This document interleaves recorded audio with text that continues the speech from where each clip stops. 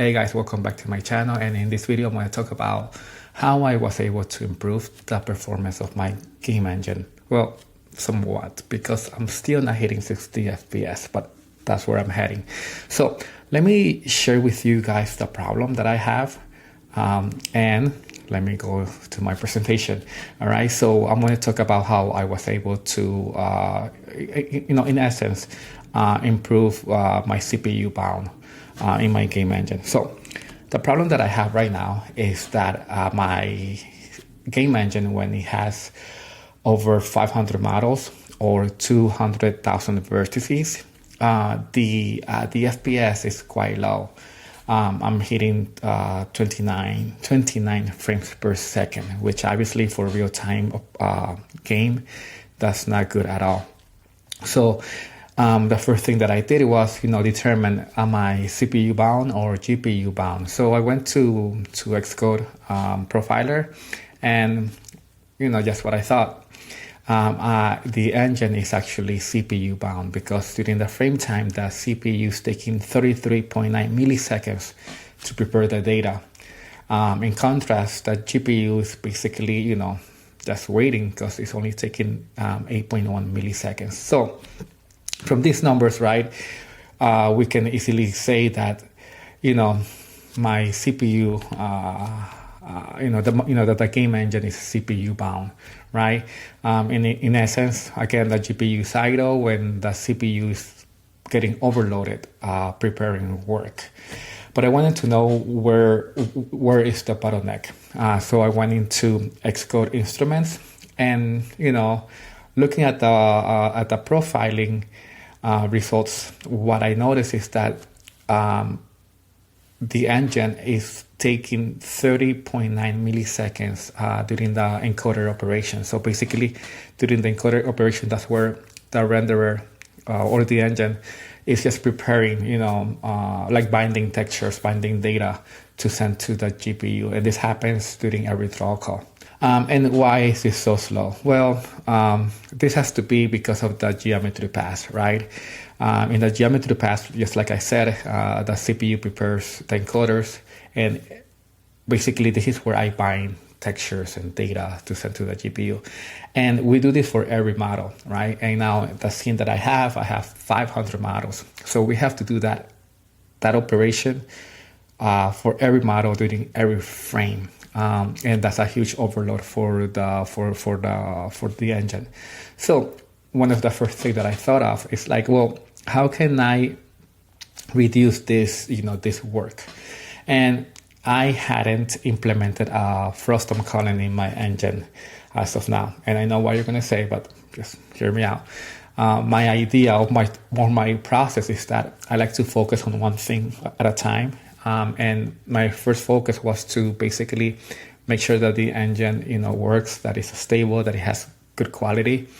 And then once I have all of that working, then I focus on performance. And that's what I'm doing right now. So now I need to, do some frustum culling. And that's what I did, right? However, I did not implement frustum culling in the CPU. I decided to do that in the GPU.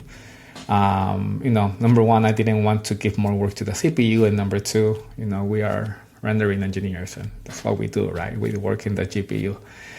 So I initially implemented a very simple frustum culling using atomic adds operation, and how it works like this. During every frame, I construct the camera frustum. Then for every entity, I compute the bounding box in the world space. Then I send that information to the GPU, and in the compute kernel, the GPU basically checks if the bounding box is within the frustum. And if so, it gets added to an array using atomic add. And then that data gets sent back to the CPU, and that determines, basically what entities are going to be, operated on.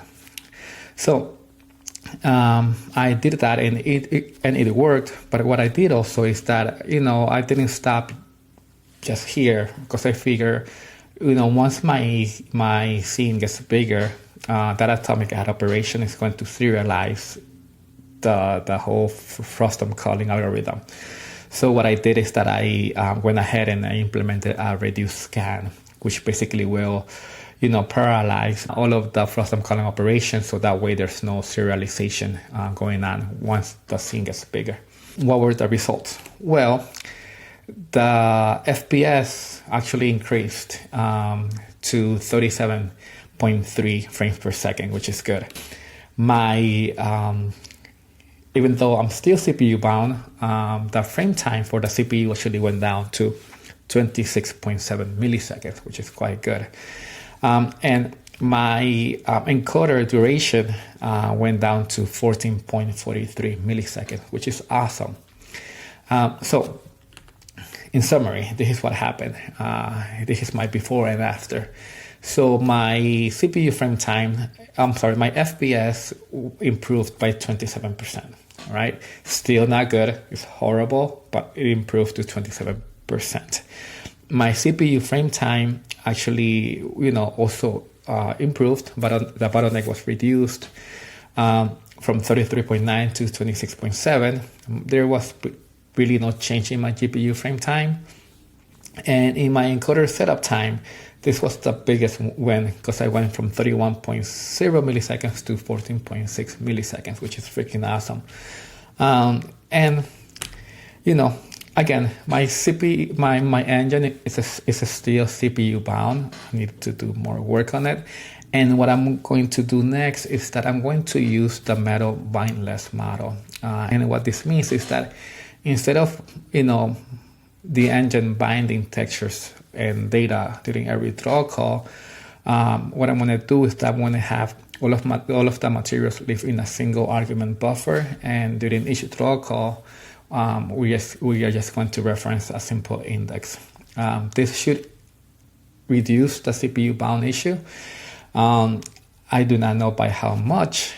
So if you want to know and you are interested, you may want to click on the videos, one of the videos that is here or here, so I can give you the result afterward. Don't forget to subscribe to this channel and also like this video, and I'll see you guys next time.